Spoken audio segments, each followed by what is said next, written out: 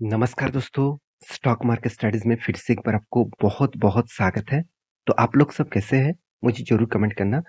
तो आज मैं डिस्कशन करूँगा कुछ इम्पोर्टेंस कंपनी के बारे में और कुछ इम्पोर्टेंस इन्फॉर्मेशन के बारे में। तो इस वीडियो को लास्ट तक देखिएगा और अभी तक अपने चैनल को सब्सक्राइब नहीं किया तो ज़रूर कर लीजिएगा कंटिन्यूअसली इस तरीके से इन्फॉर्मेशन पाने के लिए। साथ ही साथ आप टेलीग्राम को भी जॉइन कर सकते हैं, नीचे सारे लिंक्स अवेलेबल है। सबसे पहले मैं बात करूंगा इंडिया के एक सबसे पॉपुलर टू व्हीलर्स कंपनी के बारे में जिसका नाम है बजाज ऑटो। देखिए बजाज ऑटो के नाम लेते ही आपको ऑटो सेगमेंट देखने को मिलेगा। तो एक्चुअली ऑटो बजाज ऑटो एक पॉपुलर कंपनी है। अगर ऑटो इंडस्ट्रीज में सबसे ज्यादा अगर कोई ऑटो बेचता है वो बजाज ऑटो बेचता है। और आप सभी जानते हैं बजाज के जितने सारे बाइक्स मार्केट में किस तरीके से सबसे डिमांडेबल है। इसका सबसे ज़्यादा पॉपुलर बाइक्स कौन-सा है? आप सभी जानते हैं पल्सर। तो इस कंपनीज़ के पिछले दिनों में क्या हुआ? पिछले दिनों में कंपनी ने रिपोर्ट पब्लिश किया, खुद का सेल्स का रिपोर्ट किया कि कंपनी ने एक्चुअली कितना सेल्स किया है। उस हिसाब से कंपनी का ग्रोथ हो सकता है। तो कंपनी ने एक धमाका परफॉर्मेंस यहाँ पे किया है, जिसके डेटा यहाँ पे सामने आया हुआ है। चलो मैं आपको दिखा देता हूँ। सबसे पहले मैं रिपोर्ट के ऊपर यहाँ पे जा चुका हूँ। इस रिपोर्ट पब्लिश किया है सेबी के पास, क्योंकि देखिए कोई भी काम आपको कंपनी के अंदर क्या चल रहा है, सब कुछ डेटा अभी सेबी को भेजना पड़ता है।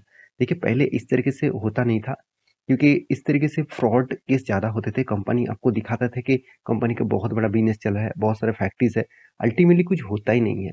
क्योंकि मारिज्दा नाम करके एक कंपनी हर्षद मेहता के स्कैम के टाइम में जो फ्रॉड किया गया था, कंपनी एग्जिस्ट ही नहीं था, फिर भी उस कंपनी को दिखाकर लाखों करोड़ों का पैसा वहाँ पे निवेश किया गया। तो इस तरीके से फ्रॉड ना हुआ, मतलब ना हो, तो इसलिए सेबी हमेशा इस तरीके से डेटा कलेक्ट करते हैं। तो यहाँ पे देख सकते हैं, फिर भी मैं कहूँगा इस तरीके से डेटा कलेक्ट करने के बाद भी कुछ कंपनी फ्रॉड कर देते हैं, जैसे एचजी बीसीजी कंपनी, तो जिसके ऊपर मैं बात करूंगा एक वीडियो में। तो आप देख सकते हैं टू व्हीलर्स के डोमेस्टिकली कंपनी के जो सेल्स है वो यहाँ पे इंक्रीज अच्छा खासा हुआ है, 95% का ग्रोथ हुआ है। ऑब्वियसली देखिए मैं बार बार बोलता हूँ, इंडिया में कंटिन्यूसली ग्रोथ हो रहा है। एक्सपोर्ट के मामले में कंपनी का हर कंपनी का सेल्स डाउन है। आप किसी भी कंपनी के एक्सपोर्ट के मामले में पॉजिटिव आपको नहीं दिखेगा, क्योंकि देखिए एक्सपोर्ट नहीं हो रहा है। एक्सपोर्ट कम इसीलिए हो रहा है क्योंकि लगातार ग्लोबली मार्केट में क्राइसिस, इकोनॉमिक क्राइसिस के कारण, लोगों के हाथ में पैसा ना होने के कारण, देखिए लोग तब कोई लग्जरीज प्रोडक्ट खरीदते हैं, तब कोई एंटरटेनमेंट प्रोडक्ट खरीदते हैं जब उसके हाथ में एक्स्ट्रा पैसा हो। तो यहाँ पे कंपनी का मतलब बहुत सारे कंट्रीज के लोगों के पास जॉब यहाँ पे जा रहा है, तो उस हिसाब से लोगों के हाथ में पैसा नहीं है, लोगों के खाने का भी पैसा नहीं है, तो वो गाड़ियाँ कहाँ से खरीदारी करेंगे। तो इसलिए एक्सपोर्ट के डाउन देखने का कारण मेन वजह यही है। तो टोटल के बारे में बात करूँ तो टोटल या मतलब टोटल डोमेस्टिकली और एक्सपोर्ट कुल मिलाकर कंपनी का परसेंटेज ग्रोथ हुआ 2% के आसपास। फिर भी चलो पॉजिटिव में है। डोमेस्टिकली कंपनी का जो यहाँ पे देखिए कमर्शियल व्हीकल्स का मतलब है जितने सारे इसका थ्री व्हीलर्स है, तो उस तरीके से गाड़ियां में कंपनी का ग्रोथ यहाँ पे भी देखने को मिला 250% के आसपास। मगर एक्सपोर्ट के मामले में यहाँ पे गड़बड़ी देखने को मिला है। ऑब्वियसली सब टोटल के बारे में बात करूँ तो यहाँ पे भी कंपनी का पॉजिटिविटी देखने को मिला। तो टोटल टू व्हीलर्स डोमेस्टिकली और सीवी जो गाड़ियां है, और वो आपको दिखा दूं तो कंपनी में यहाँ पे अच्छा खासा ग्रोथ हुआ है। हमेशा एक्सपोर्ट में पिटाई देखने को मिल रहा है। तो एक सेल्स का रिपोर्ट के हिसाब से यही बताया जा रहा है कि कंपनी इंडिया में अच्छी तरीके से कंपनी खुद का प्रोडक्ट को बेच रहे हैं, और बाहर में एक्सपोर्ट के मामले में कंपनी में कुछ गड़बड़ी ऑब्वियसली देखने को मिला है। तो रही बात इस कंपनी के डिटेल्स के बारे में, तो मैं आपको पहले भी मेंशन किया था कि इस रेंज के बाद एक लॉन्ग ब्रेकआउट देखने को मिलेगा और आपको एक लॉन्ग जर्नी देखने को मिल सकता है। तो मैं खुद एंट्री लिया हुआ हूँ। मैं आपको टेलीग्राम में सबसे पहले ही अपडेट दिया था, इस लेवल ब्रेकआउट करने से पहले ही मैं मेंशन आपको किया था कि इस लेवल को अगर ब्रेक करे तो एक बड़ा रैली आपको देखने को मिलेगा।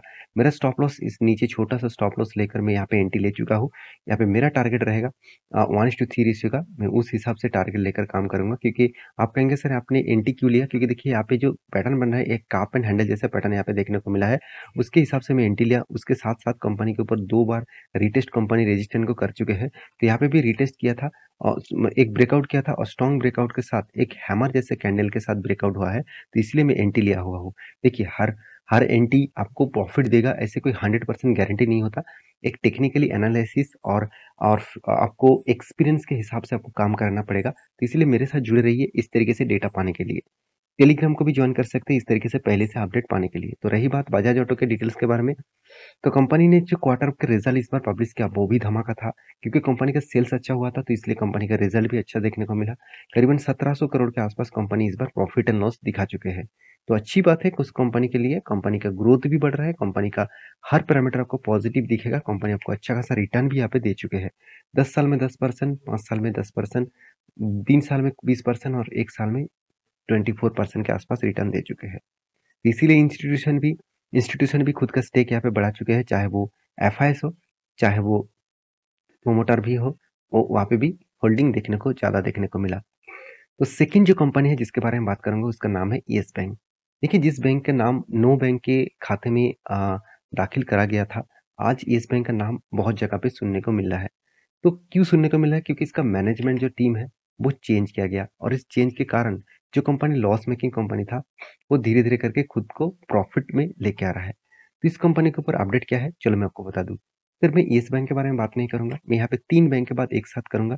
आईडीएफसी फर्स्ट बैंक, साथ ही साथ एक्सिस बैंक, तीनों ही प्राइवेट प्राइवेट बैंक है, और तीनों ही मार्केट को फ्यूचर में एक स्टेबिलिटी दे सकते हैं। उनमें से आईडीएफसी बैंक तो ठीक ठाक है, एक्सिस बैंक तो ठीक ठाक है, मगर येस बैंक में अभी भी गड़बड़ी देखने को मिला है। तो रही बात न्यूज़ के, तो बिजनेस लाइन्स के ऊपर इस न्यूज़ को पब्लिश किया गया है। अब ध्यान से देखना, मिक्स्ड शो। तो यहाँ पे क्या बताया जा रहा है, APIs raise stake in Yes Bank, IDFC First Bank and Axis Bank financial year 2023। यहाँ पे बातचीत की इस तरीके से किया जा रहा है। देखिए, फर्स्ट मई के रिपोर्ट के हिसाब से यहाँ पे बताया गया है एपीआईएस। एपीआईएस का मतलब क्या होता है? Foreign portfolio investor. तो फॉरेन पोर्टफोलियो इन्वेस्टर हम लोग सब जानते हैं एफआईआईएस के बारे में, मतलब फॉरेन इंस्टीट्यूशन इन्वेस्टर, उसके बारे में। और एफपीएस होते हैं फॉरेन पोर्टफोलियो इन्वेस्टर। तो फॉरेन पोर्टफोलियो इन्वेस्टर के जब किसी कंपनी के ऊपर निवेश कर रहे हैं, तो उस कंपनी के ऊपर फोकस रखना आपको चाहिए। आप कहेंगे सर क्यों?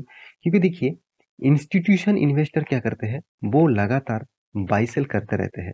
मान के चलिए इस साल बाई किया, 6 मंथ के बाद उसको प्रॉफिट मिल गया, वो निकल जाएंगे। तो इस तरीके से वो बाई सेल करते रहते हैं। मगर पोर्टफोलियो मैनेजमेंट करने वाला जितने सारे कंपनीज है, वो लॉन्ग जर्नी के लिए सोचते हैं। मान के चलिए आज निवेश किया, वो 5 साल, 3 साल, 5 साल, 10 साल तक वो होल्ड करेंगे। तो इस तरीके से कंपनी जो ऊपर एफ पे अगर खरीदारी कर रहे हैं, तो उसके ऊपर जरूर फोकस रखना। तो इस तीनों कंपनी के ऊपर लगातार बाइंग करते जा रहे हैं। तो अराउंड अराउंड एफपीएस ने जो होल्डिंग उठाया, ऑब्वियसली 30,000 करोड़ से भी ज्यादा यहाँ पे बैंकिंग और फाइनेंशियल सेगमेंट में माल उठाया गया है। तो एक बहुत बड़ी यहाँ पे क्वांटिटी माल यहाँ पे उठाया है।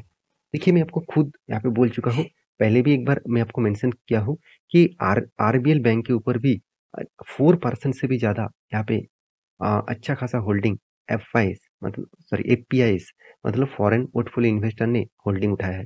तो कुछ बैंक्स के ऊपर, जैसे और भी कुछ बैंक्स जैसे एचडीएफसी बैंक, जैसे Bandhan Bank, Kotak Mahindra Bank, ICICI Bank, हर बैंक के ऊपर माल उठाया जा रहा है। क्यों उठाया जा रहा है? क्योंकि ग्लोबली क्राइसिस के हिसाब से अगर देखा जाए तो यूएस में कुछ बैंक्स तो टोटली बैंकक्रप्ट हो गया, बंद हो गया, और उसको कुछ कंपनीज ने एक्वायर किया। तो उस हिसाब से लोग यूएस बैंक के ऊपर निवेश करना थोड़ा सा यहाँ पे पैनिक सिचुएशन क्रिएट हो चुके हैं। तो इसीलिए वो चाहते हैं इंडियन बैंक अभी ग्रोइंग मूड में है, और इंडिया नेक्स्ट कुछ सालों में एक टॉप रैंकिंग में जा सकते हैं। तो उसी के अंदाजा से अभी इंडिया में इतने सारे बैंक्स है, उसके ऊपर इन्वेस्ट करना स्टार्ट करें। देखिए, हम लोग यही गलती करते हैं, जब हम लोगों को इन्वेस्टमेंट करना चाहिए तब हम लोग इन्वेस्ट नहीं करता है। हम लोग तब करते हैं जब स्टॉक पीक लेवल में है, जब वहां से स्टॉक के ऊपर गिरावट का माहौल आ सकते हैं, पैनिक सिचुएशन क्रिएट हो सकते हैं, तब हम लोग इन्वेस्टमेंट करते हैं। यही सबसे बड़ा गड़बड़ी हो जाता है। तो रही बात येस बैंक के डिटेल्स के बारे में, चार्ट पैटर्न में कहूँ तो चार्ट पैटर्न अभी भी उसी रेंज में है। अगर मैं एक्सिस बैंक के बारे में बात करूँ, तो एक्सिस बैंक में ब्रेकआउट लेवल आपको देखने को मिला है। तो उस लेवल के ऊपर अगर जाए, तो आपको एक अच्छा खासा रैली आपको देखने को मिल सकता है। तो इस दोनों कंपनीज के बारे में मैं बात नहीं कर रहा हूँ, मैं सारे बैंक्स के बारे में बात कर रहा हूँ, क्योंकि सारे बैंक्स के ऊपर एक अ, मतलब पॉजिटिविटी थिंकिंग देखने को मिला है। तो इंडियन बैंकिंग के ऊपर फोकस रखिए, चाहे वो प्राइवेट बैंक हो, चाहे वो पब्लिक सेक्टर बैंक हो। पब्लिक सेक्टर बैंक भी कुछ अच्छा खासा रैली दिखाने के लिए तैयार है। तो आप अगर जानना चाहते हैं कौन सा बैंक अच्छा खासा बूम पोजीशन में जा सकते हैं, तो मुझे जरूर कमेंट करिए, उसके ऊपर मैं एक डिटेल्स वीडियो आपको बना के दूंगा। तो ये था कुछ कंपनी के डिटेल्स। तो मेरे वीडियो अच्छा लगे कुछ इन्फॉर्मेशन अच्छा मिले तो प्लीज़ एक लाइक करना, चैनल को सब्सक्राइब भी करना। तो मिलते हैं नेक्स्ट वीडियो में, तब तक के लिए अच्छे से रहिए, अपना ख्याल रखिए, बाय बाय।